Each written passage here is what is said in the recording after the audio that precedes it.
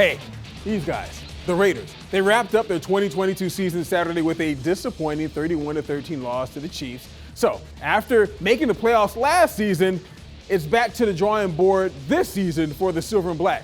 This is after Josh McDaniels' first season with the team. So, the busy offseason for the Raiders starts now, and to get a handle on what's next for the soon-to-be Derek Carr-less Raiders, let's check in with our guy, Jesse Merrick, who has more in this Raiders report.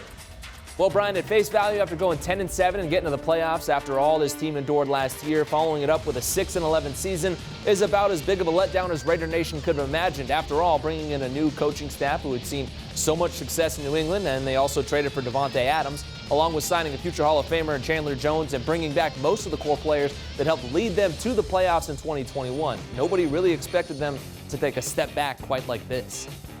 All around, we got to kind of diagnose exactly what it was that led to, us coming up short like this, and then fix it with personnel, scheme, everything that so we got a lot of time to figure that out. So hopefully we do something real, not drastic, but we got to make some changes, as far as whether it's the way we play or otherwise. So we got time to figure that out. They'll have plenty of time to evaluate and stew over those 11 losses, but as Darren Waller mentioned, it's also worth noting that 9 of those 11 losses were by just one score. And even though they have their fair share of issues on both sides of the ball, they're not starting from scratch.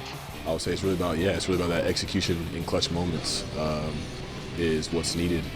It's what separates teams. The whole season you look at a team like the Vikings that my mind keeps going back there. It's like that they have just as many games as us that have come down to those crazy endings, one-score games, and they found ways to pull it out. So that's what it is for us. It's not really these big gaping holes in how we approach or how we prepare or the talent level on our team. It's really small, finite details that we need to correct and that we need to fix in order to be on the other side of these close games.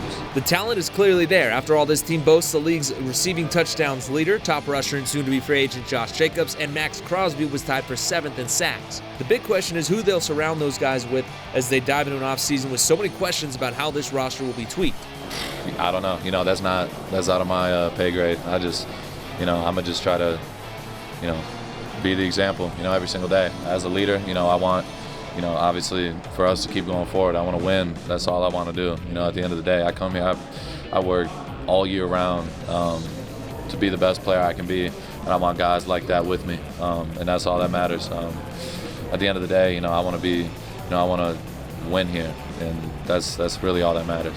And making that a reality will be the job of general manager Dave Ziegler and head coach Josh McDaniels, who benched Derek Carr for the final 2 games of the season, signaling that his time in Vegas is likely coming to a close, which is just one of the many questions they have to answer moving forward as McDaniels and company look ahead to season 2 for them in Las Vegas. We knew when we came here there was going to be a process involved, and I know people get sick and tired of hearing about that word, but look, that's the reality is, there's work involved, and there's time, and there's decisions, and there's evaluations that need to be made, and that's what we're going to do. We're going to make them, and we're going to try to make the team better every way that we can. Now, as I noted, the decision on Carr has to be tops on the list. They'll have got till February 15th to cut or trade him before his 2023 salary becomes fully guaranteed. Then second on the list certainly has to be Josh Jacobs and what they do with him.